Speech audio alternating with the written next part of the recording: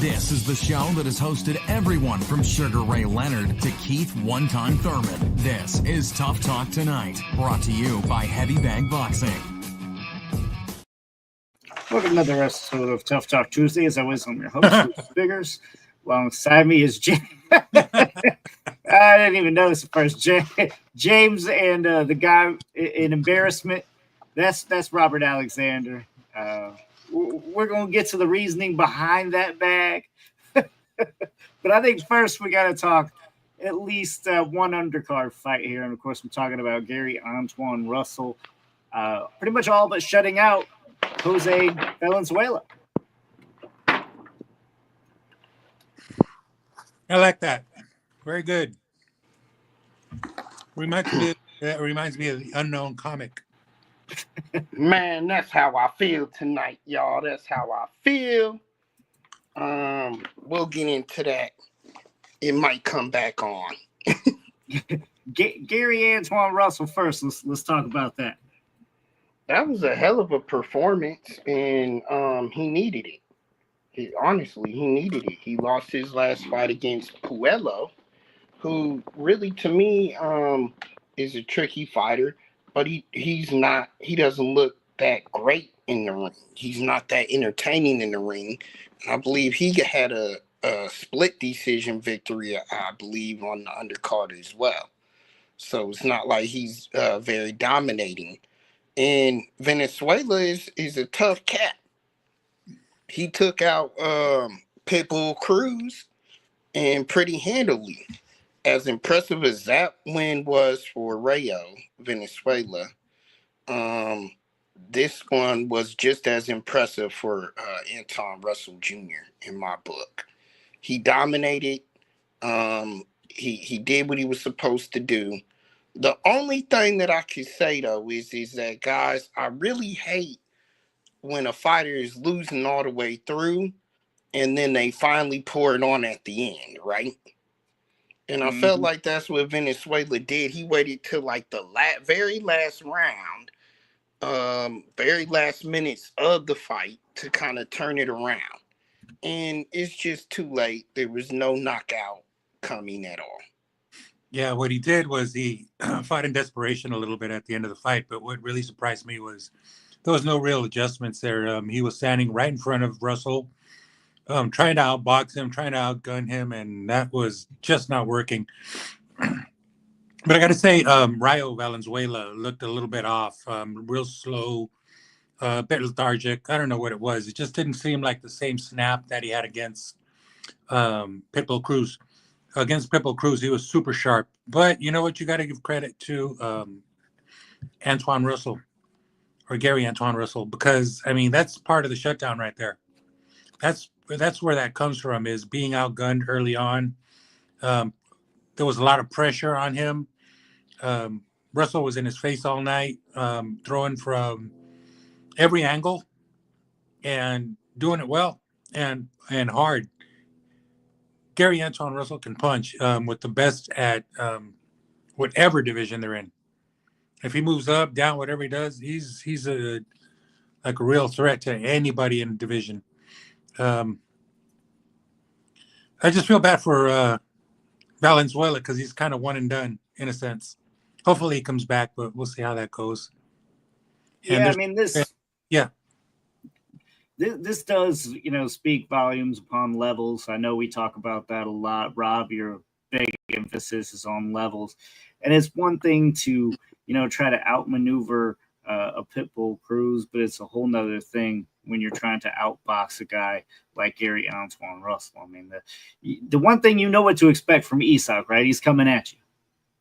Gary Antuanne Russell's not just going to come right at you, right? I mean, this is a good separation, and Gary Antuanne Russell put on a clinic as far as I was concerned. I understand Valenzuela wasn't like severely hurt or anything, but I honestly probably would have thrown the towel. Yeah, there was no adjustment from the corner. I was expecting him to move a little bit more to his left to try and stay out of trouble, but no adjustments in the corner. And I was kind of surprised at that because he had his good trainer in the corner in Garcia. But it seemed like plan A, plan B, plan C Nothing. It was just the same stuff over and over, and he got his head handed to him. I think it was 12-0 on all three cards, or maybe he won one round somewhere in there. And I tell you what, Valenzuela landed some shots, some good, clean shots. And Russell walked through them. So that's why I would have thrown the towel. Like, you can't hurt this man. Why would I allow you to continue? You have no chance of winning on the cards, and you got beat the fuck up already. So why continue? That is not a winnable fight for me. I would have thrown them in the towel. You save a little bit of embarrassment, a little bit less brain damage on that one. Yeah, this is why I called it when in the lead up to the fight. This is why I told you this one is more stylistic for Antuanne Russell than Puello when he lost that last fight, because this one is not real tricky for him, as it wasn't, and he's gonna be able to do what he does best and showcase that, and that's what he did. And look, I put a challenge out there for James in, because Venezuela beat your boy Pitbull. So what does that say about Pitbull's status, James? Well, I was really, really happy to see Valenzuela outbox him, simply because Pitbull had overpowered a lot of people that just weren't boxing well. A lot of his competition just didn't box well. Valenzuela showed up with a good boxing game. Fought long, fought on the inside, moved around, set up angles, set traps. He did everything he had to do, but against Russell, it's a different story. You're not gonna get away with some of the things that some boxers do, in a sense that they'll like overpower their opponent, or just shoot on the inside and move out. With Gary Russell, it's a totally different ball game. That guy is a sensational boxer. Sakura, join in. Hey guys.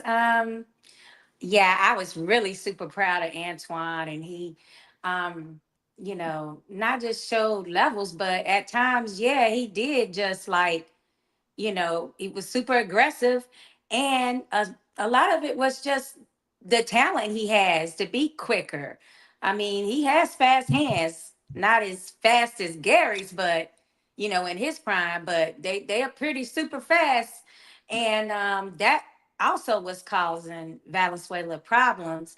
And I do agree with you, Lucas. Why would you continue to allow him to get so much additional damage when at a certain point there's no coming back from the scores, and just how far the fight had gotten without him winning a round.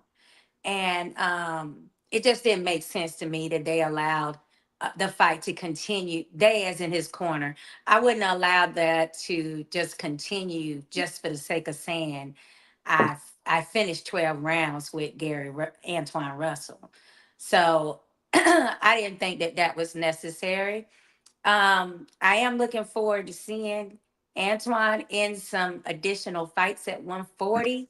Now that we kind of know that he's a level above what his last opponent, Puello, actually showed. And it also kind of demonstrates, based on Puello's performance Saturday night, I was kind of like, how the hell did that happen? It just seemed as though it just made it a little obvious that maybe something was going on with Antuanne that particular night that they fought. Because, Valenzuela is more of a slick boxer. And, he kind of, Gary kind of demonstrated that he could be in the pocket with him, or he can decide to be aggressive and push him up on the ropes, or he could just stay on the outside and jab and double jab and kind of have his way. So it is kind of surprising when you just look at, maybe Puello was off Saturday night. I don't know. But it just made it seem like even more of a quagmire as to how that Loss happened for Antoine that night. But But they fought to a split decision, so it was actually pretty close. yeah, it was still pretty close, I but think it I don't think it seem was like it should have been that close to me, even. But that's neither here or there. We can only I hear you. go by, the last opponent. So, Valenzuela, I really haven't been a big proponent of his. Like, I'm not. He just never seemed to have. Even with Pit Bull's fight, I wasn't like 100% sold on him. But you know, we'll see what happens next for Antoine. I am looking forward to that 140-pound division heating up. And I mean, I think it's going to actually make him seem more avoided, if that's even possible, after that performance and the complete shutout, you know, of all the rounds to me. I didn't give him not one round. But Me either. Valenzuela, he has to be back. He has to come back. And there's plenty of other opposition out there for him to be tested up against. If I could advise one thing for him is that, um, power is one of those things where you either have it or you don't have it. And if you don't have it, you better damn well know how to, have your defenses and keep yourself off ropes when you're facing someone that's got more aggression and a meaner hook than you got. Like he took a lot of unnecessary damage. I feel like Yeah, he that did. didn't have to happen.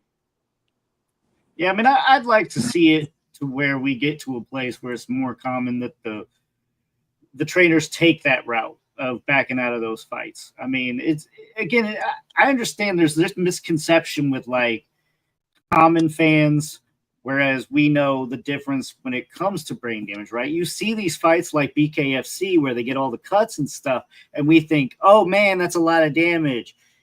That's not how it is. The guys that die in the ring or die shortly after, it's the repeated blows to the head. It's not the lacerations and what the physical appearance makes it out to be. It's what's on the inside that is killing these fighters. And look, no fighter wants to back out, and you're going to hurt a fighter's marketability if they're backing out on the stool and saying, no, I don't want to go back out there. This is a machismo sport. You have to get it to a point where the trainer and the fighter have an understanding, maybe a keyword, maybe it's pineapple.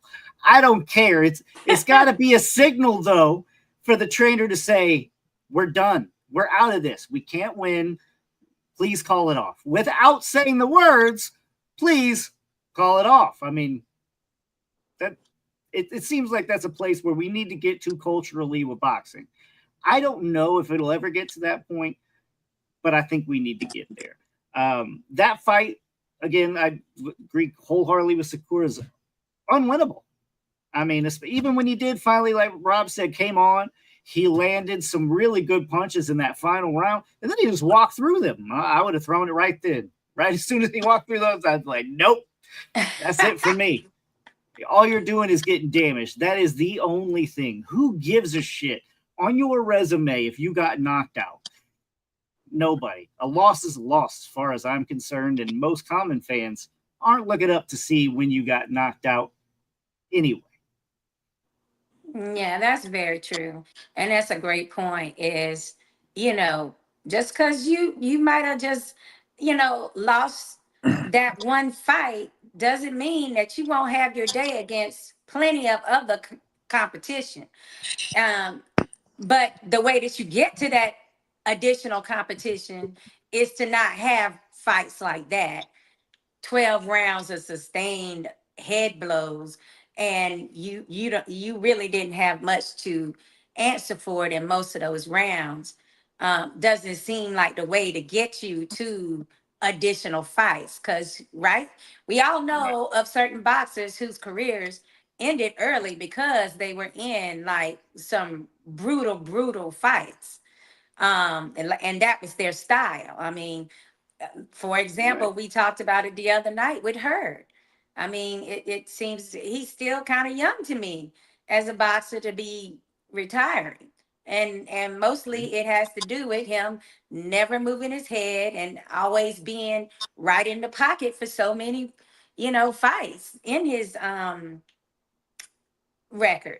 It's the style. So, now you got a 30-year-old that, kind of is already was looking tired. I felt really, I mean, it was sad to see him say, well, I'm keeping my word and I'm, kind of retiring on this note, and it's mainly like, Jesus, you know, yeah, it's just the way that certain fights that he's always fought. He's never moved his head that much as a defense. He would just take those punches, and it's making him have to retire early, in my opinion.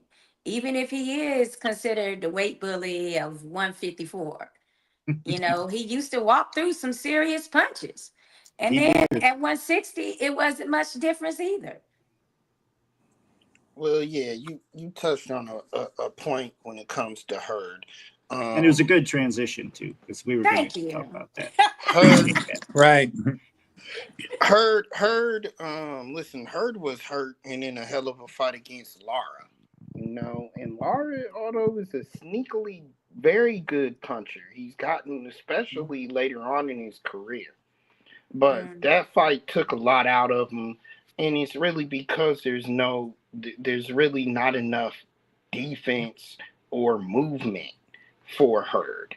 And when you're playing with the big boys in that division, I mean, you got to be able to move from that. You got to be able to have defense. Otherwise, you're just going to be a wrecking ball. And on Saturday night, that's what I've seen from him. It's just he's become a wrecking ball, too much of a wrecking ball in there. He's not getting any better. He's had what, a 2 year, over Oh, maybe a okay. 2 year Did we layoff. lost? Oh, there you go. Okay, we got you back. What was it? Over a 2 year layoff, right, or something like that. I believe so. So yeah, I don't mind giving it another go, which is what he tried to do. Retire from it. You're obviously not doing yourself or your family any favors. I'm okay with this type of retirement, and he did it on his shield. He did it in the ring. No, Yeah, I agree with that. But the idea is that he saw his best years a few years ago, 16, 17, 18. He had some really big wins against Arislandi Lara, I recall, and a few other pretty decent bouts that he had. He's an electrifying fighter. But in the last few, he's just his skills are really diminished. But you know what? I think he's had a pretty good career, and he seems like a really cool person. But hats off to him because he did it right. I'm glad that he retired though, because his skills are just completely diminished at this point. There's really no need to go on. So I have some really good memories of watching him fight. It's just too many years ago. Mm. for sure. No, I agree with you both. I really hope he stays retired. That's what worries me. Nobody's retirement in boxing stays retired. Usually people do come back or, offered some money from the Turk or, something like that. But if he's wanting people to talk him out of it or say no, yeah, I would say no, you need to stay retired. He's one of the ones that is eating too many punches, and I don't want to see anything bad happen to the guy. And Rob, I agreed completely with the Lara fight. I mean, look, Lara's able to sit down on his punches now more. And, of course, Hurd's not going to make you wonder where he's at. Hurd's going to be there. And, a lot of punches landed that day. Let's just say that.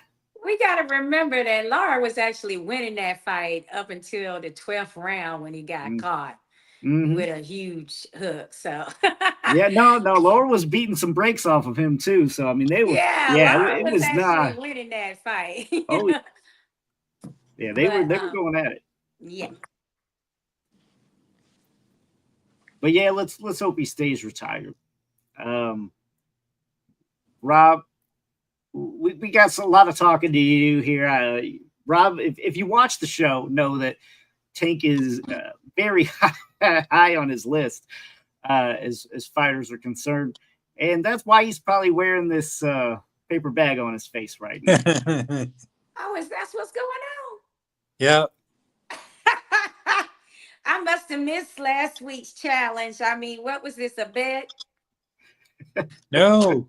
You're on mute, Rob. I'm highly disappointed. I don't want to show my face no more. You know what? When you took when that paper bag was taken off, I mean, did you now think Tank won? Or are you still back? So the top let's stay on topic for first before I get to my thoughts. A lot of people don't share my thought. You know, we're gonna get to the knee. We're gonna get to the knee, but first let's talk about the performance, right? So, overall, I don't know about you guys. I saw less of Tank than what I thought we would see. It didn't seem like he was putting full effort into this performance. I don't know if he didn't train, but I got that kind of a vibe going into it. He and Javi said this a lot in the last show, but he's losing that hunger, and it appears to be. I mean, that's just what I saw. We'll get your guys' take on it. I saw right quick. I saw a Tank that looked pretty awesome. He looked strong. He connected a lot of punches. He was doing everything right, but he was being met with a lot of resistance there. Roach he's skilled.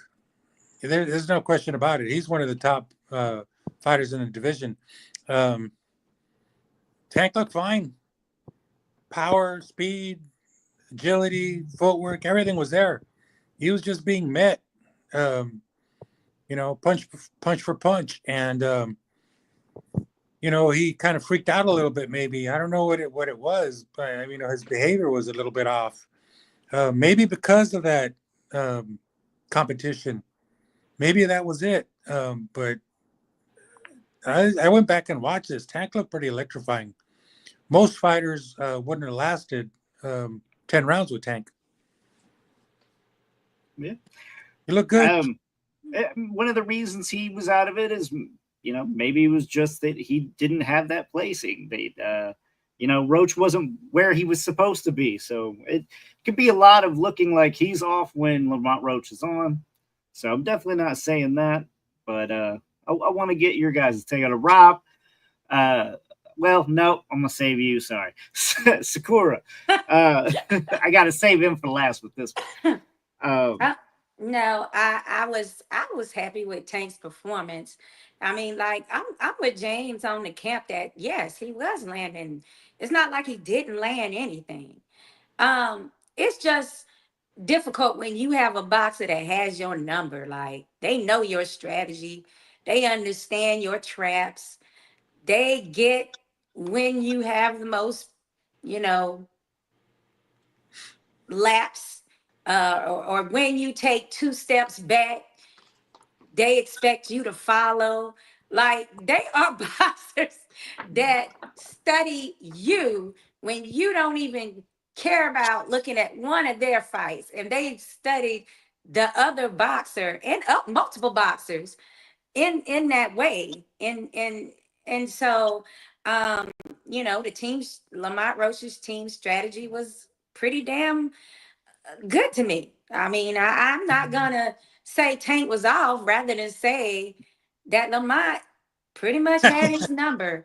He knew where those traps were usually set to have those counter uppercuts and counter hooks that destroy people.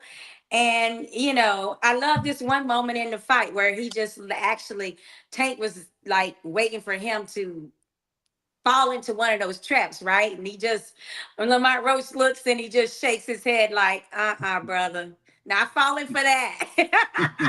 And I just had to laugh when I was watching it.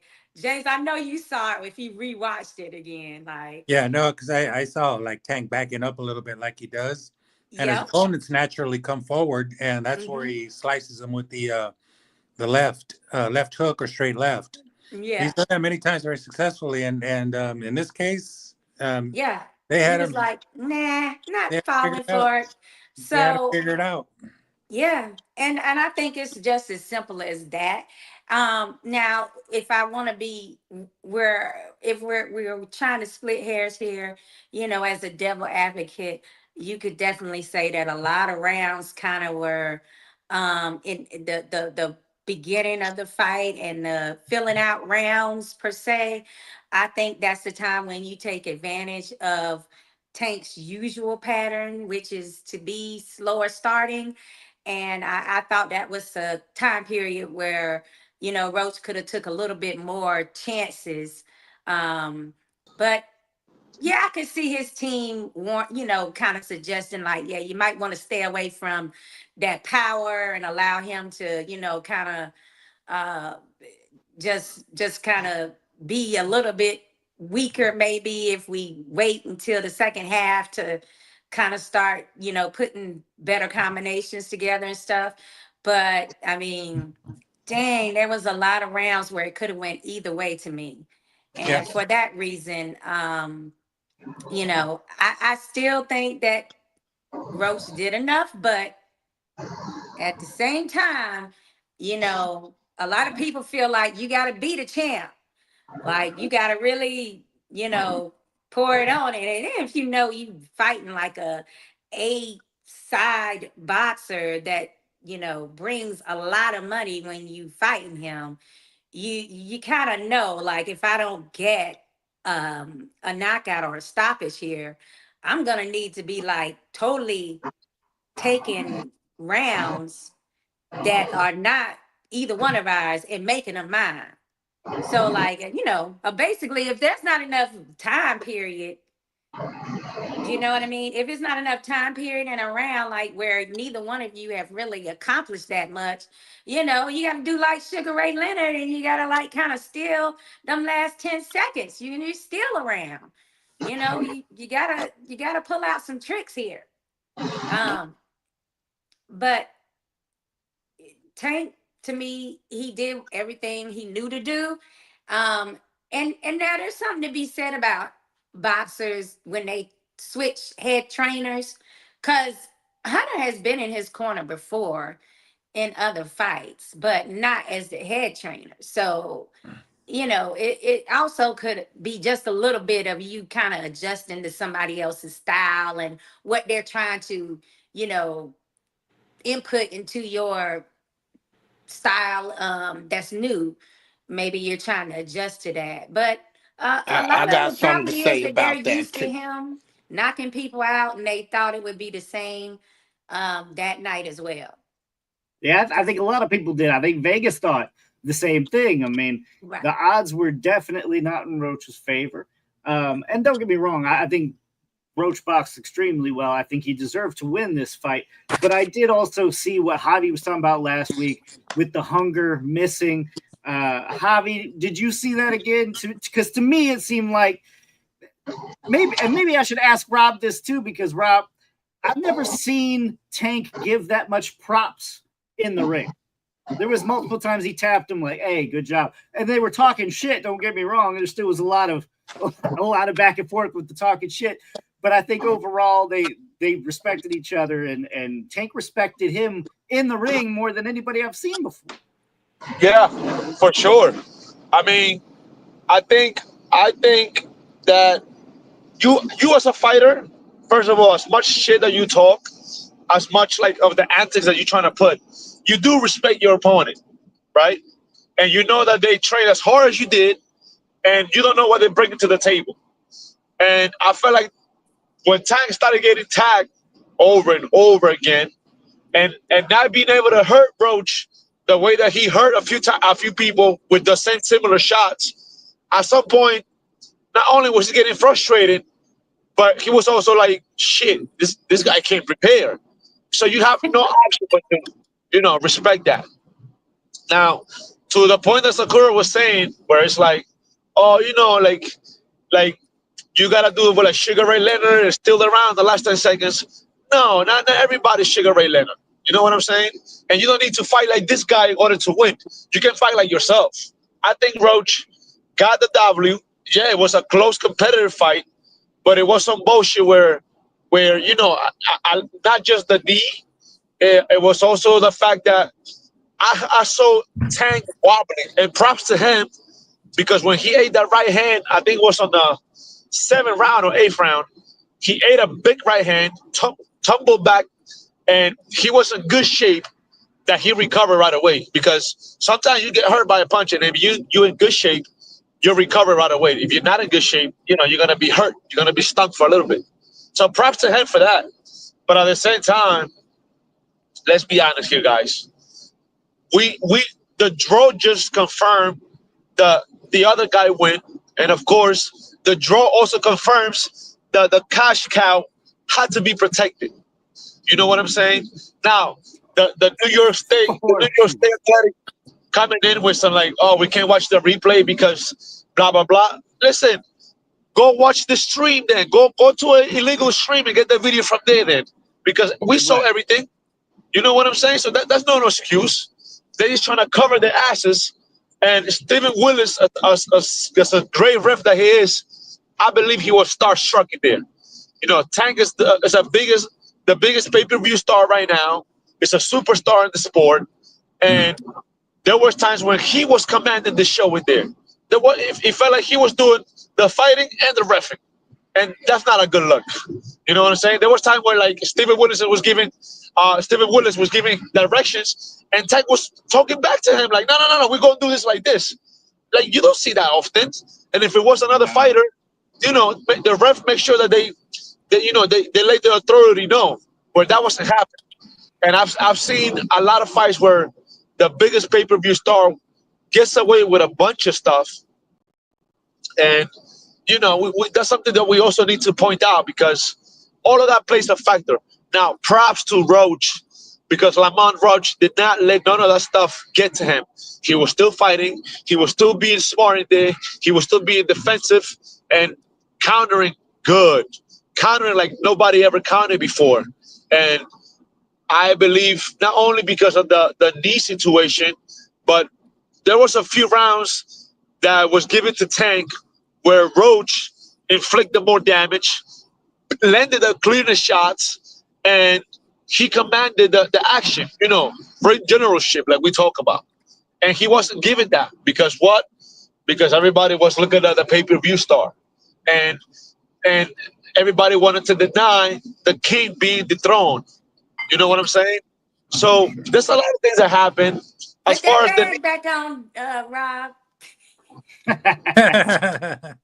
Yeah, I mean, as far as the knee, I think that was some bullshit. Yeah, he shouldn't beat the countdown. What made it even worse, it was that the ref started counting, and then David say some shit, and then he stopped the countdown and be like, oh, okay, yeah, you're right. We're going to go this way. That looks so bad. That was so bad. You know what? And what are you putting out there? Meaning that the other guys are going to be doing the same? Now, if David Haney got his decision overturned because of Ryan PEDs, then I hope that the New York State Athletic Commission can also have the same neutrality when it comes to Lamont Roach. Well, there's a motion in place already for that. I'm hearing rumors. It's looking good in Roach's favor, guys. No, no. We don't know till we know. You never know with some of this stuff. No, just don't. Before we get into that, can I give my take?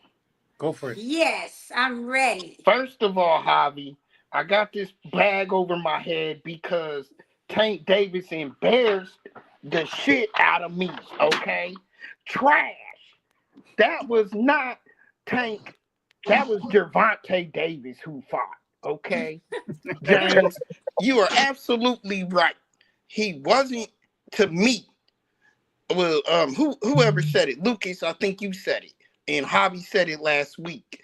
So I disagree. He was strong. Yes, he was conditioned but there's a number of things that he did wrong in this fight. There's a number of issues that I could take for him in this fight. Okay. I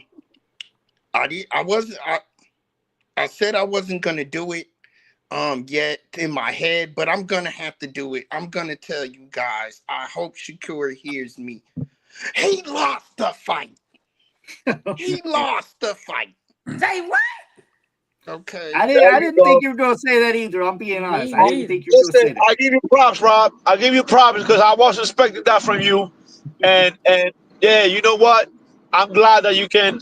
I like Tank, but we're gonna call a spade, and I'm glad you can remain neutral because the reason why we all sometimes complain that boxing is dying and this and that is because of decisions like this. We could have like a good trilogy for what I know, because I think the rematch Tank will win. Tank will make the better adjustment. He's the better fighter at the end of the day. But you still rob the man not only from the titles, you rob the man from, dethroning the king. You rob the man for going in the books that's like the one that beat Tank, becoming a champion and all that stuff. And I don't think that's fair, but I'm glad that you realize that, yeah, we cannot hide the sun with one finger. He lost. We all know the draw, it confirmed that, and it's just the politics bullshit that we got to deal with. So I Look. agree, but Boxing the man the way that he did. I mean, fighting Tank anyway. Anybody in that division, there's some courage. Yes, I understand he's the meal ticket too, but in this case, that meal ticket is one that usually ends with people knocked out. So the way that he did, and he threw throwaway shots so that he could counter Tank's counter. You know what I mean? Like he was showing me levels. So I mean, I really appreciated his performance. Now, overall, I thought the fight was close, but you got to lean towards Roach, especially with the knee that we're going to talk about. you do. But let me go over some logistics. In my opinion, as far as what happened, Roach to me won the fight. No knee, any of that, whatever happened. No, to me, he won the fight on points. Because he did more than Devontae Tank Davis. Here's the problem what I saw is as good as Lamont Roach did, how good is he played? Again, that wasn't Tank. That wasn't great stuff from Tank. And yes, James, you can say that it's because of what Lamont Roach did. But here's the issues that I have. Let me go over the numbers. Round 1, Tank, 1 of 12. Round 2, Tank, 3 of 12.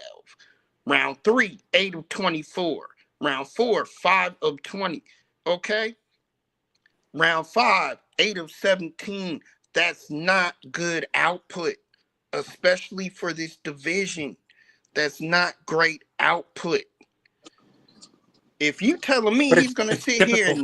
and not land 10 and not land more than 10, or at least 10 punches in the first 5 rounds, that's horrible. And Thank you you. Now, see that with counter punchers. I mean, the come forward type guys, the guys that are swinging for the fences, you see that with counter punchers. Their but volume goes down. They don't that's want to get not countered. Tank. That's not Tank when the opposition is not leaning into the fight. The opposition is there to be had. That's not Tank. Yes, you're going to fill him out for a few rounds. To me, there was nothing to fill out. The guy wasn't going to fight you at that level, at that point. So go ahead and take the fight from him. Take the fight from him. That's what Tank does. That's what everybody wanted to see. Is Tank just do what he does and take the fight from him. He never did. He never really opened up to me. Yeah, you go to the 6th round and above, there's more punches thrown, but not by many. He only landed 7 in the 8th. Guys, he only landed 7 in the 8th round. So no, that's not what you want to see from a fighter who's actually on this level, on this platform. You damn Thank sure you. don't want to see that. Also, to Shakura's point, What the hell was the corner doing? Now, this is why I stress that. Calvin has always been the lead. Always. And Barry Hunter has been there adding a few things. Why now all of a sudden do you decide to let Barry take lead? Because Barry wasn't getting him nothing in the corner. Calvin had to step in on a couple occasions on a couple occasions and try to get Tank right. And you know what else I heard in the corner from Tank? Back talk. Yeah. Tank was back talking Barry Hunter in the corner. So that they got to get that stuff together. They really do got to get that stuff together. And Sherman Henson, I noticed this that. is copy box numbers, damn it. So it's not fake. Okay, this is what Ring and everybody else is posting as copy box numbers. Anyway, even if it's not like the exact accurate number, he did not land much on the first round. So there's no way that you're gonna win a round just landing like you say. You know, even if it was 3 or 4 or 5 and 6, it's hard to land. It's hard to win a round with less than 10 punches landed, regardless if it's accurate or not. Now, Robert, look, you got the back right. I got a red shirt over my head now. All right. This is because I'm completely disagree with the fact that you saying, oh, that wasn't really Tang, it wasn't him. No, that was Tang. What happened was that he never met somebody that can take away his weapons and take his power the way Roach did. So when you say, oh, that wasn't Tang, that takes away credit from Roach. And we're not about to do that. Roach did that. Roach got him out of his game. Roach took those powerful shots that have knocked people out before. You know, Roach countered him. So that shit that happened there, it wasn't because Tank was having a bad day in the ring. That was because Roach made sure that he was not having his weight. And yeah, he did start slow. I feel like he gave up a few rounds, but by the time he tried to like come up with something, it was already too late. And Roach already got into a rhythm. That's when Tank got frustrated. So He showed his frustration by trying to talk to the ref, complain about bullshit. He showed his frustration by talking shit, and he did not get Roach out of his game. In the meantime, I believe Tank got himself out of his game, trying to get Roach out of his game. Like that shit backfiring him. And I'm telling you, now the whole thing with the corner. Let me take this shit away. I look fucking ridiculous. The whole shit with the not only corner. that, you look a little bit like Turkey. Hey, yeah. You know what? Let's do it for the Turk. Let's do it for the Turk, baby. So, as far as the corner, yeah, I believe that there's something going on between him and Calvin Ford. I also believe that Tank, as great as he is, he's not the most coachable fighter. You know, some guys are just not there to take criticism all the time. Sometimes they want to hear the accolades, they want to hear the goods, you know, they want to hear their flowers. And when you point out certain things that they're not doing, they don't know how to take that, especially in the midst of the fight when everything's going on. Now I forgot, I don't know who put that comment. Yes, they do know each other about the amateurs. They fought before. So yeah, the two guys have fought each other twice before. Yes. And that's what makes me even give Roach and his team even more props, because they already knew Tank. They knew things about Tank that nobody knew about. So guess what? They had like fantastic game plan. They applied it, they stuck by it, and it worked. They made it work. So that the fact that they actually fought before, that made it even more. You got to give the corner their team, because they did their homework.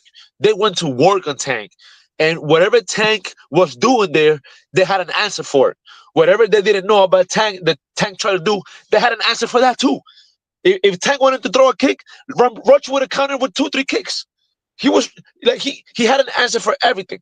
You know what I'm saying? And yes, to the point that Sherman is saying, when the fight is getting frustrated and he comes back to the corner with that energy, and the corner is also frustrated, then you see what we saw in the corner: miscommunication, bad talking, sense of frustration. And that happened because they knew that they were down, and they knew that what Roach was doing, he was taking away all the weapons, all the weapons. That's like kind of like having a bird, cutting one wing, and then cutting the other one, and then send them out to fly. You know it's not gonna fly, but that's what Roach did.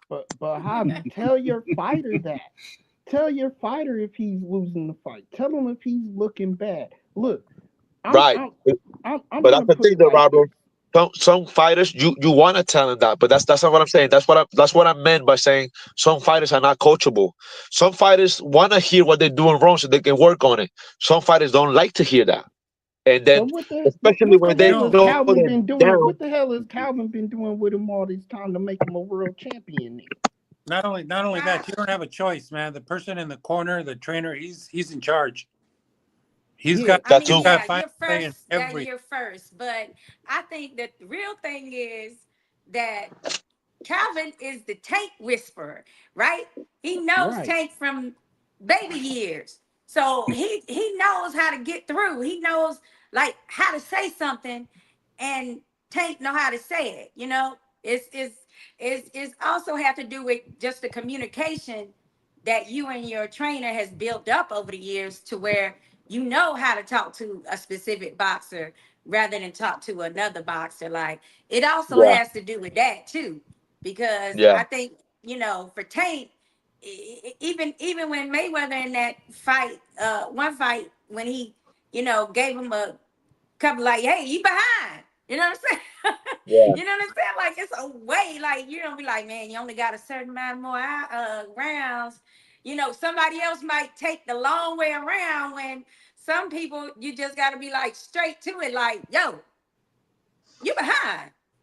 Like you yeah, gotta do this or that quick. And there was no urgency on that level. But yeah, also it's just about certain people like Calvin are gonna know how to, somebody that's been in their stable forever since they was like baby years and know them streets of Baltimore. They know how to talk to each other. He knows that trainer. So it's kind of hard when you put someone new in that position. You may want to learn, and I ain't hating on Tank for doing that because sometimes you just change up things just so because you want to learn and you want to absorb something new. You want to be taught something a little different than what you thought you already knew. But I encourage boxers to do that. For But sure. if you just had a pissing competition and you're mad with Calvin over some other type shit, now see you, that's like having you gave somebody your kryptonite. You know what I'm saying? Like now your main person that know how to speak to you in a corner and give you the tips that you need at the key moments, you done put them in a second chair position, when it's only hurting you. So it depends on how that was done and why that was done. But yeah, I think Javi made some great points there. I'm not saying that he's wrong. I'm just saying sounds pretty No, on point to me. no, Not to no, take No, away credit from the one person that has neutralized Tank on many levels. no, no. And I agree. yeah. I mean, I agree with what you're saying, and I think the thruple thing in the corner is not working out. Okay, you can't have that extra voice.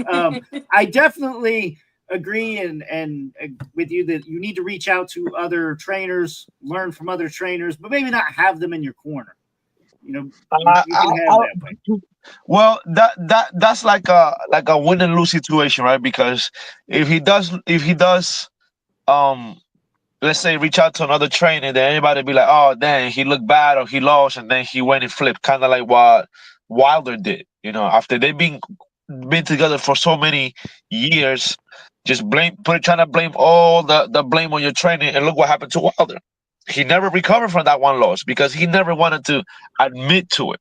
He came out with a bunch of lunatic shit, delirious shit, and then what happened? It started going downhill. Now, Yeah, man. And to now be honest, that may have ended his career right there. that's that was the beginning of the end. Yeah. You know, now that sometimes that's what happens when guys be riding high, and I guess Waller would be a good analogy because knocking everybody out, looking good in every fight, you in your corner, everything that you've been working on start looking good in the fight. So it's just like small instructions, adjust this, tweak this. But when the pressure is on, that's when somebody really reveal themselves. And like I said, I don't think it's the first time where I've seen Tang kind of like talking back to his corner or not wanting to listen. At times, I don't know if you guys remember where um there was a time where like I think he was down with Pitbull, I believe, and the corner was trying to say something, and then Tang literally just looked away, and decided to listen to Floyd instead of his corner. That's not a good look. That's a sense of frustration as well. Now, yeah, a lot of fighters do. When you're in the gym, they listen to other fighters, they listen to other coaches, and they take notes, they go to work on it. But that's because you're in a calm state. There's nothing going on. It's what you can do when the chaos is on, when the pressure is on. That's when you can you stay remain calm and then stay coachable. I don't think it's a corner situation, but there's definitely something going on. Now, to the point that I was doing before, not taking away credit from Roach, but I do believe that Tank. I'm not saying he's not disciplined, but I'm saying that maybe or his motivation haven't taken a hit, but maybe his hunger. It's not the same. It's not the same coming from a place where you want to make it to coming from a place where you already made it. You're already on top. So now it's like now you need to find something else to get that edge. That's what makes Floyd great. Because regardless of all the millions, regardless of all the shit that he was doing, he will still come to that ring like a underdog and get the hunger. A lot of guys when they get to the top, they lose that edge, they lose that touch, they lose that little hunger. And that's when they start kind of going down. Mind you, Tank already said too. He already put it out there where he says, "I only got a few fights left of me, and I'm retiring." So once they start talking like that, that means that they already looking at the horizons and doing all that stuff. So You know what I'm Javi, saying? let me speak on that because this is why I got the damn paper bag. Okay. This this is why I got the paper There you bag. go. I got Okay. my shit on Let too. me I got my speak. shit on too. Y'all were speaking Paper from bag. y'all were Because speaking from the corner, the corner perspective. Let me speak to y'all from a fan's perspective here, okay? And I'm sorry, Sherman Henson, but the numbers that I'm going over, those are CompuBox numbers directly off of the ring. That's all we have to go by, okay? We're not at ringside counting them ourselves. That's all we have to go by. But let me come to you at a fan's perspective because you're absolutely right, Javi. This Jakey Javi is right a here. Call me this His Majesty, my Majesty. His this Excellence. is this is a sold out arena, right? A sold out gate in a sport at a time where nobody's doing this. Nobody. 7 million at the gate. I know the pay-per-view is going to be through the roof. I know because social media went nuts after the fight. I didn't even see that at the Bivol. Nobody was talking. I heard crickets at the Bivol fight last. Right. Everybody was talking about this fight. Okay, so Yeah. you have Answer. 7 million, Answer. 7 million people, so $7 million at the gate, sold out arena, Mm. and your pay-per-view numbers are growing in a sport that some people are calling dead. This is your opportunity to say, I am the star in boxing. I am the one. I am the one who's carrying the torch. And in order to do that, we don't want to see less than 10 punches around. That's bullshit. We don't want to see it. We don't want to see you just standing around waiting on your opponent to attack, especially when you're the face and you're the star. We don't want to see that. Not wrong. Just weird coming from you. Look, I agree with everything. I think now's a good time. Let's start talking about the knee. Okay. I understand, that obviously if somebody just slipped, right, landed on their knee, that should not be considered a knockdown, right? Even if they voluntarily, if they're just the fight just starts or the round just starts and then they go immediately to a knee, I'm not going to think, oh, well, that's a knockdown, because that is not what happened in this fight. Okay, Roach landed something, at least something decent out of the 3-punch combination. And he did back up and he took a knee. So I don't really care I don't care if he had grease in his eye or not, right? I really do not care about that. But you got Lucas, to do you got not to know have that that we in all put knockdown. hair grease in our braids? I mean, listen, But regardless the if problem it, also is you have a yeah, whole nother problem with that, because all he's got to do is get grease and then he's going to punch you in the eye, and now you got grease in your eye, right? So it's almost like you could be cheating, right? Yeah, Here. but I Like a mean, spitball in baseball, you know what I mean? Like you're but I mean, taking some everyone's got stuff to off. everyone's got to deal with it. Sometimes it's blood, sometimes it's perspiration, sometimes No, it's but this was saliva. intentionally. That's the But problem, yeah, James. no, This was exactly. intentionally brought Yeah, into the ring. no, but no. The idea is that, I mean, a lot of fighters have to put up with that, and you got to make it to the end of the round. You just can't call timeout. Now, I Yeah. yeah, think in Tank's situation, I think he was just a little bit shaken up with, all the firepower that um, his opponent was showing, and he just kind of folded a little bit and decided to do something. He was just thrown off. yeah. But I mean, sometimes it's a thumb in the eye, sometimes it's a headbutt, sometimes it's blood, whatever it is. You just got to make it to the end of the round. You can't call Yeah. timeout. This Or isn't no, this isn't well, this isn't one of those board games where you can say, I got to go to the restroom, I'll be right back. No, you got to stay in there and fucking fight it out. You don't have that choice in boxing. If you do take a knee, then you take the penalty with it. And you know what? Honestly, he should have. But then now you get to these polemics where he goes to his corner and his corner man steps up on the canvas, which again is illegal. yeah, And there's just a whole cascade of shit that happened exactly. here that was wrong. I mean, Yeah, just like one thing on top of the next, over and over, like being the corner can't make contact with a fighter. The fighter can't go stick his during the head up. round.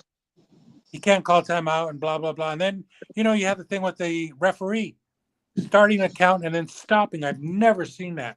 That was I've so never bad. seen that, ever. Yeah, So I that was mean, so bad. this is just a collection. I mean, just of shit that just goes on and on and on. It doesn't stop here. Don't forget the There's more elbow. to it than that. I remember the elbow that kind of, or the shove shoulder.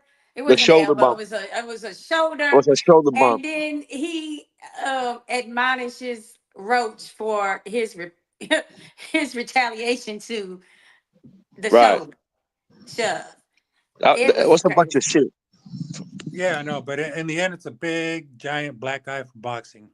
Oh, it is. Yeah, man. A sport that can't manage itself. All right.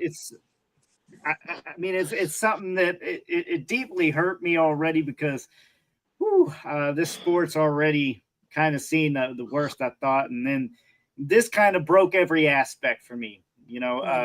We have fallbacks, right? At least in New York and Nevada, and the fallback happened to have technical difficulties that day, and like, come on, man, we're supposed to believe that? Look, you robbed this man, and now the footage that you can't review is under. Come on, man. We know what this is. I heard that the person who's in charge of New York, the boxing commission, I forget exactly the name of the body, but the guy who's in charge was there and did nothing. And the judge, I think the judging was very much in favor of Tank. And it all leads to one thing to me. It leads to one thing, and it's very simple. It's very basic. Is that the promoters got their fighter, and no one wants to piss off the fucking promoter, because they're the ones putting up all the money for this shit. Yeah. And right. The other thing is that why is this fight fucking New York to begin with? One's from Baltimore, the other one's from Washington. The fuck? Yeah. Look, this just looks weird.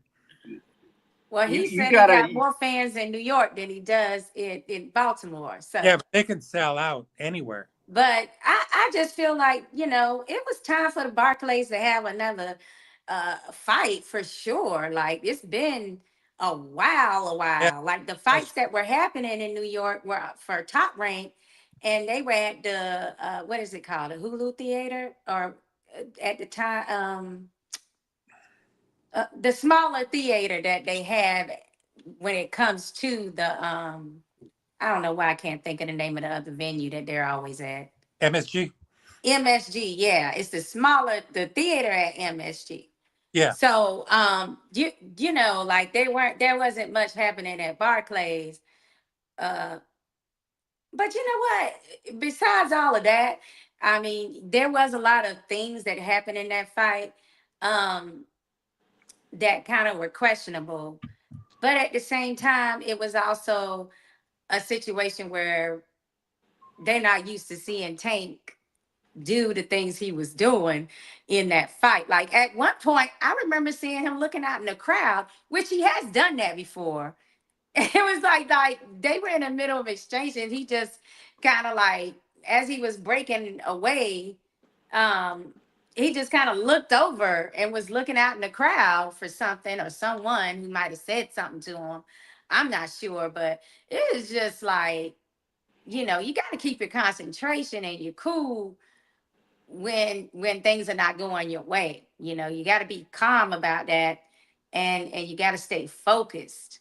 So you know, Well, that's that something else that Tank can work on for future fights. But when you're the pay-per-view star, or you're on your way to being able to say I'm as big as Canelo in the sport, you kind of like gotta, you know, these little episodes and little things that popped up inside the ring definitely has to stop, because it's more eyeballs watching on these occasions. As Rob was saying, you know, you had way more people interested in the fight, way more people, you know, that actually either purchased or were watching this fight some type of way.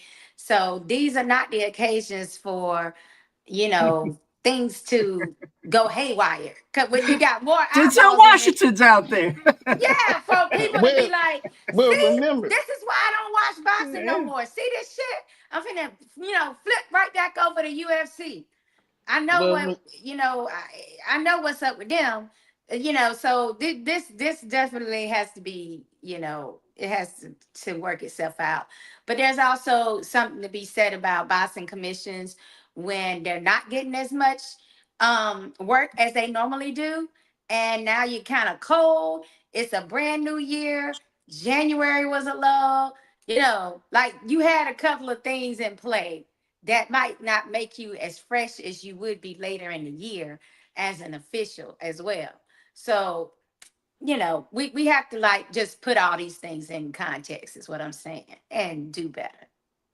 well, And it is what it is. But we all know, anybody that's been to live fights, that's actually covered fights, they favor the promotion. The promotion is who pays them, guys. I mean, it sounds fucked up because it is fucked up, but this is the way the sport is ran, right? all right. If Here's there's the a problem. local promoter and they don't have an event, they don't get paid. I mean, that's just how it is. And with boxing dying throughout the Midwest, maybe not on the coast, but through the Midwest, this is what we get. I mean, these are a natural occurrence for people in local sports. Here's the problem. Period. And this is my take since I finally get to say it. Damn. Here's the problem. Period. You've been talking. Replay or not, even if they go to the replay, it's going to be controversial because to me, he didn't take a knee from no punch. He didn't. Yes, there was a combination thrown, but then he backed up. He slid in or whatever. He backed up. Something happened. Then he takes the knee. Now this ain't abnormal from Tank either. Remember, he stopped the fight once. I'm not finished. He I mean, stopped the it's just fight. like, how can any of us say whether what he said happened or not? None of us can, That's because what we're I'm not trying to say. him. Nobody can say that. But remember, Right. he stopped the whole fight once because of a fight in the crowd. Tank is all over in the crowd during his fights. He's like ADHD. I think he said he had at one point. I can believe it. okay? Because he's all over the place during fight night, which is another reason why I'm mad that we saw this type of Tank, because it really looked like Tank is hyperactive. But as When James he's at, pointed out, that particular round was a round in which he was getting the business from Lamont. and he Before was that happened, smiling like at him it when he was cannot be getting a every time coincidence that this is the round where something like that just happens to occur. I'm sorry. It's 12 rounds. Damn it. That particular round where he's getting some business thrown at him. I mean, either And way, for all we know, it could have been a delayed reaction. I mean, we've seen Well, body punches like you're that. right, we don't. But he go back to the footage too, though. He before the towel was involved, he took the knee, went right over to the corner, stuck his head, his body out the rope, says something to his corner, and then gets wiped off. Those are all things he's not allowed to do, Rob. You are not allowed to do any of that. That is the problem. Don't you see? Tank does this shit. Even if we come back to the stopping the fight during the fight, that's not your fucking job. Your job's to fucking fight. That's what he stopped doing. He's the fucking boss. He was doing extra right in the rest of the in between the rounds from that point on. He was doing you about to get out the ring to stop a fight. No. Shut the fuck up and fight. He's the boss. He does what he wants in that ring. That's the problem. No. That is the problem. The referee is to be in control of the fight. They have to have control. That's like one of their number one rules. Is that you as the referee must have control. Your boxers are not supposed to be allowed to do that. And you know it. You know that. And everybody knows that. Either way, and Tank knows that. Tank knows that. There was another thing where the referee wasn't enforcing and his authority, and they were talking a lot of shit at each other. And it's like, I've seen refs in the past tell fighters, keep your mouth shut. Yeah. To set up to both of them. But these guys were just constantly talking to each other. So to me, it just seems like this Steve Willis just wasn't in control of this fucking fight. And I think that Tank read that pretty well and says, I can do whatever the fuck I want. And thought, it's a good idea to go over to my corner and get my eyes wiped and everything. That's a disqualification. Nobody is allowed to touch a fighter during a round.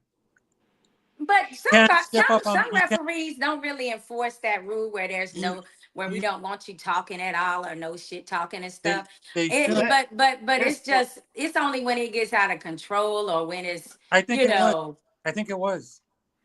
Look, though, I like Willis. I like Willis, but I think Willis is too much of a fan at times. I've seen him, he gets into it. You know what I mean? And I understand appreciating the craft and all that, but yeah, James, he over exaggerates, or maybe that's just how he feels. Like, you can't be doing that. You have to be objective. I agree, and I hate to say that, you can't. But he had no control at any point of any round. He did not officiate that. Attending to like him making all these faces and everything, that will influence a judge. It will. It really couldn't be doing that. It could. But look, I don't feel like he makes as many faces as he used to, being that he now, knows for sure that he was doing that. Like, but it wasn't I think as that it was more like unconscious, like Lucas was saying, where you you're kind of like enjoying what you're seeing on top of that you're officiating, maybe. But exactly, I get into stuff too. Well, hang on, I get into that kind of stuff too. I'm not necessarily knocking Willis all the way, because I've been asked to do this kind of stuff at my kids' games, whether it be keep score, timekeeper, stuff like that. I can't. I'll be getting into it and then I forget and I fuck shit up. So I just don't do it. You know what I mean? I'm not saying Willis should quit. I'm just simply saying he at least needs to revisit this and see how bad of a job this actually was. And after the refs dropped the ball, it was dropped all around. I mean, the fact that it just technically didn't work that one goddamn time. Since when do we have any technical difficulties? Since when do we not get a replay 3 or 4 times in varying ways of slow motion? You know what I mean? Yep. Since when do we ever see a problem with the van monitoring and doing the instant replay? We never see that shit. So I don't all you understand. have to do is walk your any of that behind shit. over to the production Oh, look, cameras and the anything. commentators, and you say, "Hey, I need to see that." this, It's Like, it complete happens. and utter Y'all are- We bullshit. both And have seen it, Lucas. and it Y'all all are goes still back to missing my one point. thing.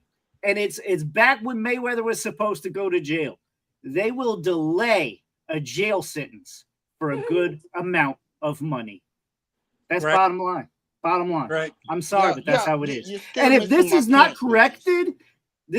corrected, and I think they honestly should award Roach the win, because you have to score that knockdown. You just have to. And Rob, I understand what you're saying, but I'm sorry. Even if it's a weak ass punch, a punch landed, you backed up, you took a knee. That was Well, Not seconds immediate away. Listen, after. listen. No, not There's a immediate delay. after.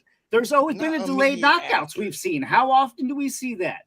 But it doesn't We even in the don't- case it was that, not a minute after. It was seconds. even if Seconds. it's No, not, I didn't say it was even a if it's minute. I not, said not immediately but after. even if it's not, I mean, look at a pitcher standing on the mound. If he box with a man on third, you know what? It's his mistake, but he can't recall that. The runner goes home and scores a run Yeah, on It a doesn't buck. matter. On a It- buck, it- right? It doesn't that- matter if he meant to or not to. I It mean, matters. to The be knees fair do. though, you're still when they missing my did point. Knees and knee. show the replay, you did see that, braid, it did kind of go into his eye a little bit. And Yes, it was right afterwards. We right. did see that was something that did occur. Now, we as Black people, African Americans, as such as myself, I know about when you put them braids in your hair, you dry, like them, in order for them to make it look crisp and have your parts cut crisp a certain way, and for your hair to like actually lay down into those braids, the hairdressers do use lubricant, as in what we call hair grease. It's He called said grease, it's but a So it's grease a when I'm at home with my family, when I'm talking to you guys, it's hair grease. it's a relax. And these are hold on, products gang. that we Hold on. use It's a that called is in our culture. it's This called is a relaxer. and it's well, they do have the kind that's considered X controllers where it can be colored, but we have some that is clear and it still have the same effect, where it's just gonna lay your hair down. So these are things that we do use in our community, and we're not gonna stop using them. And as James said, it doesn't matter. Just like blood can get in your eye, sweat can get in your eye, somebody's glove petroleum jelly can get in your eye. Wait a It's minute. something Wait a else minute. that can get in your eye, but you're not allowed to just stop Wait the a minute, fight Shakur. without letting your referee know, like, hey, something's in my eye. I can't really see right this second, or what Now, have you. now, So, Shakur, you had my point, and then you got off of it. So I well, got to you're stop you for a welcome. second, because you had my point, and you had my point, Fault. and that's why I want to look right into the camera, because I know she's listening. Whoever the hell out there listening right now that did Tank's hair, baby girl, I hope your client list went down this week, okay? Because you What? tried to What she do? sabotage It my probably Dude, went boy's up. career. she did that. Look, his hair was laid. That thing was You nice. tried to And he had the It, sabotage my spider boy's web career. cut. That's it probably went that's the up. spider web design that she did. That was nice. Well, But her as clients. Sherman is saying, whose Her, fault is that? He decided he wanted his hair braided with pieces on the side You know too, what, damn it, instead of Shakur? having it straight back. It's supposed to all end up straight back, whether you go designs and circles or whatever. Usually, all of it ends up in the back when it comes to most boxers. So you gotta Shakur, have so you can't that's have the everything lesson. your way. That's the lesson then. Damn it, Tank, stop changing shit. You're changing the trainer. You're changing your hairstyle. Stop changing shit. but there was some BS out there this week that It was her nice though. It hair was a nice do. her hairdresser came on and said, I did his hair on Wednesday and blah blah blah. I'm like, I don't know that this is actually her, but Right. it I don't seems think like it it is was. her. And then she's saying like this is all bullshit. But in the end, her client count would probably increase because she spoke out. But what I would recommend for Tank Davis is to use Gary Antuanne Russell's hairdresser. Who am I to recommend hairdressers? But fuck it, his hair was done and it was neat, and he had no problem whatsoever. So fuck it, use his hairdresser. How's that? Look, I'm fully behind the whose fault It is was it? nice too, James. It was really nice. I really like that new look on Yeah, him because he because had those. sometimes he had a big puffy afro, and they had it like swirled over to the side with I like that. I like the yeah. 1970s afro though. That looks pretty bitchin'.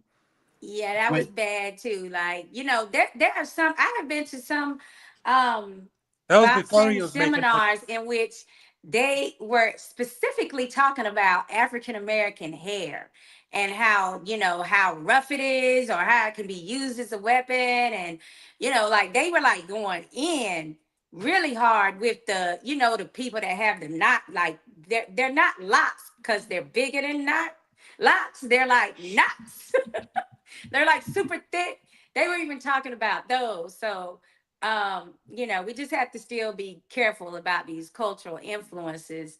I mean, because Well, in the end, I like the braids on the guys and the females when they come in the ring and they just yeah. have it laid and it's sharp and it's back off their faces.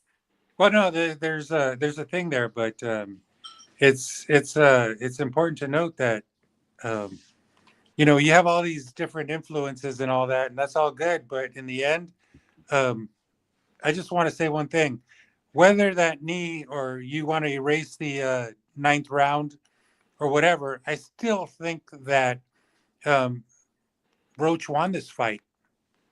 Even if you give Tank Davis round 9, I still think that Roach won. I do too. Yeah.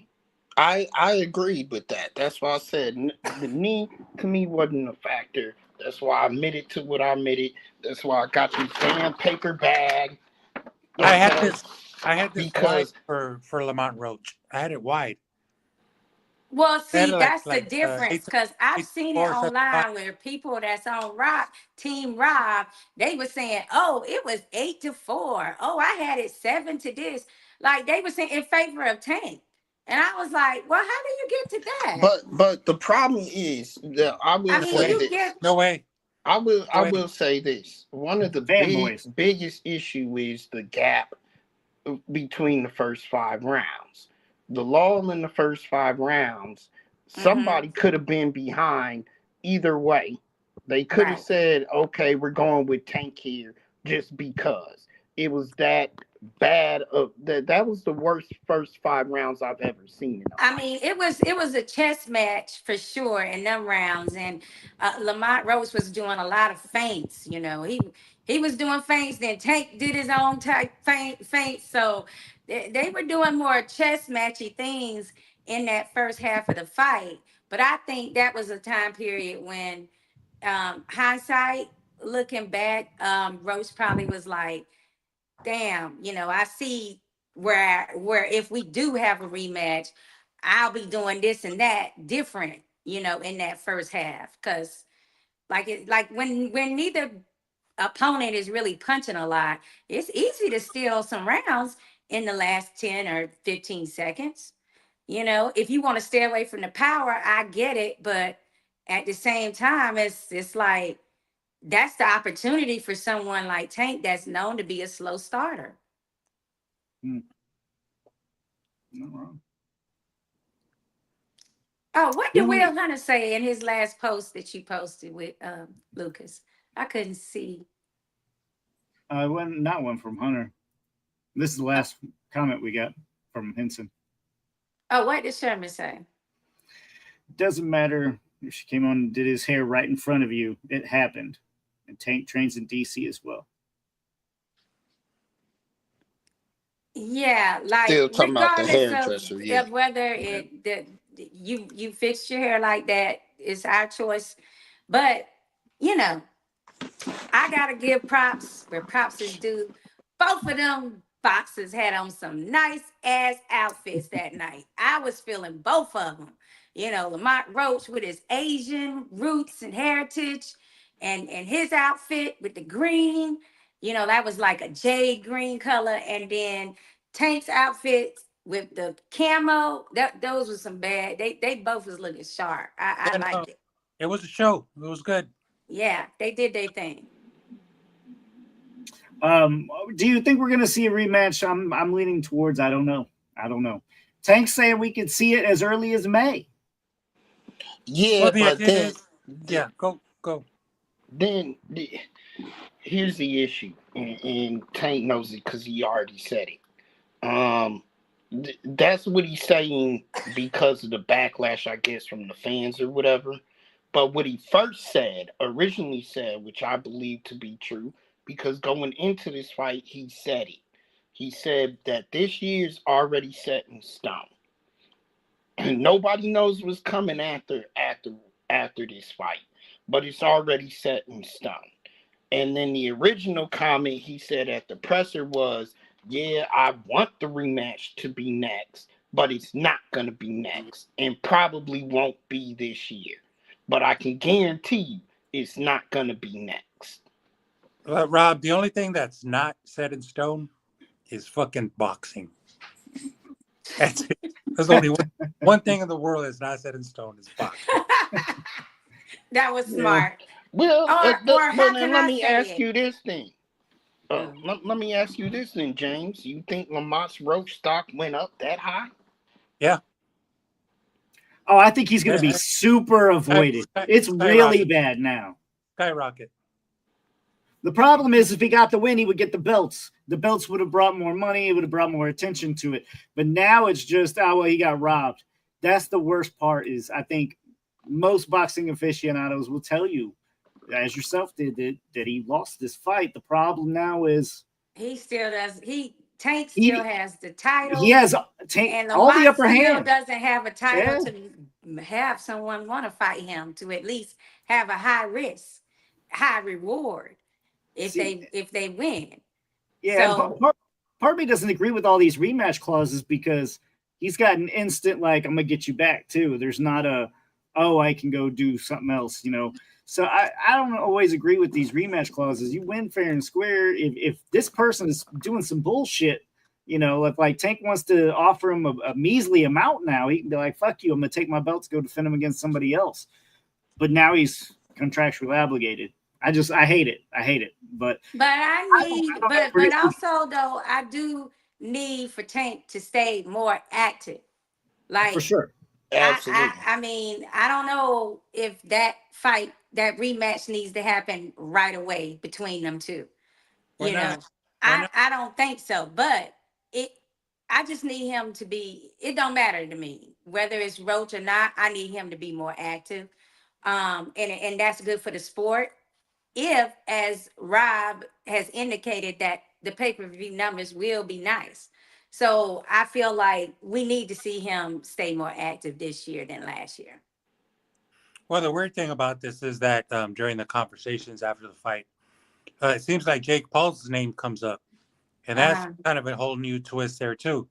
But it seemed like he was going to make an announcement after the fight. But I think because it got so, it was just so much confusion, I guess he decided to not make any announcements. But Jake Paul was certainly part of that shit, too. Well, he was definitely there that night. And I felt that was kind of, I don't know. I know his brother had an event that same night. That was also kind of like a pay-per-view. He had a big event for him. So I thought it was kind of weird unless that event was over and then he hauled over to, see Tank afterwards. I don't know. But I was like, what's he doing here? I thought he'd be at his brother's event. But, either way it goes, like, really? I have a feeling that Jake Paul visited him before the fight and saw him in his locker room. And apparently there was going to be an announcement of someone who was in his locker room earlier will be his next opponent. So I don't know what this means, but it looks like it points to Jake Paul. What? see Jake. I It's, want to it's see just Jake completely Paul. Maybe weird. Benavidez should take the Jake Paul money. No, Yes. no. And his life in the process. That's Well, probably it's what 2 would happen. cruiserweights. It's easy for 175 to get to one. What is it? Was no 190. What is it? 190 is like cruiserweight. 200. Oh, I thought that was heavyweight. It's at 200. Well, Cruiserweight. Cruiserweight it's is under 200. Under 200 is cruiserweight. That's what Jake Above, Paul I, was. He I was think above a 200. cruiserweight. So they could be, hey, him and the monster. I watch that. I think that's an intriguing fight. I I don't. like it. I don't think that's. Well, maybe not so much intriguing, but I mean, it'll be more of like, okay, this somebody that's your own size. You know what I'm saying? If that fight were to happen, I think that they should have a Caterpillar out front ready to roll so that they could just bury Jake Paul in the street. And then, In front of the arena. Canelo decided not to take the money. So, and he's not going to fight Benavidez yet. With a 4-fight deal, Turkey done gave up some coins. So, let's just go on and see Jake Paul versus Benavidez. Oh, I'm all for it. I'm all Why for not? it. Sure, there'll be some I'm for it. Shit. stipulations. I've been known to watch bullfighting. I'm sure there'll be some stipulations, but still, I mean, that'll be some entertainment for us all. For sure. I'm with that. Guys, so if we don't get the rematch, what do you want to see for both guys? Well, Lomachenko's coming back. Loma? At some point, he's got to come back. Okay. I'd like to see either guy fight Loma too. I mean, I'll take a Roach Lomachenko. I'll take that. What about Keyshawn Davis? Where does he fall in? What about Raymond? That's what I want to see. Shakur. That's what I want to see. I can see Lamont. I mean, Super 6. Keyshawn got a title now, so we could have a unification bout. That's what I want to see. In particular for honestly for Roach. I would really like to see that matchup for Roach and Keyshawn Davis. But that too for Tank, and being that I want to see Tank fight any of the other champions. Lomachenko, Keyshawn Davis. I want to see him fight just the other champions. He's got to unify. That's what he needs to do now. Well, he said he wasn't looking. Listen, he talking about, I don't know about that Saudi Arabia fight. Like, it don't sound like he wants to go to Saudi Arabia to fight. That's what it sounded like. If he's doing the numbers that I think he did, he won't have to. Right, but that wasn't seeming appetizing to him. And then remember, Saudi is doing cards here now. They've got a card here at Madison Square Garden in New York in May. That would make the second card. I get it. I'm not saying it's not possible, but if it has to be, like, if that's a sticking point that it needs to be in Saudi Arabia, it might not happen unless there's a whole lot of additional added onto the pot. But as I said, I don't see Tank. Tank's not gonna go fighting over there unless it's more money than what he can make over here, for sure.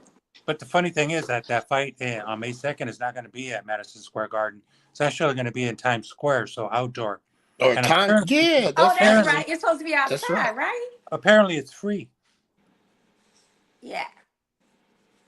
So who knows? They are allowed to have like a huge amount of people out down there. So it's not necessarily free though, James. You got to buy the subscription to DAZN. No, I meant. Well, no, he meant like attending the fight. Oh, attending the fight. Yes, okay. yes. So we'll see how that works. So no gate. How's that going to work with all these fighters? That just doesn't make sense. And this is the Ryan versus Romero. Yes. Versus Devin Haney versus Ramirez. Oh, Jose. And then Tio versus Barboza.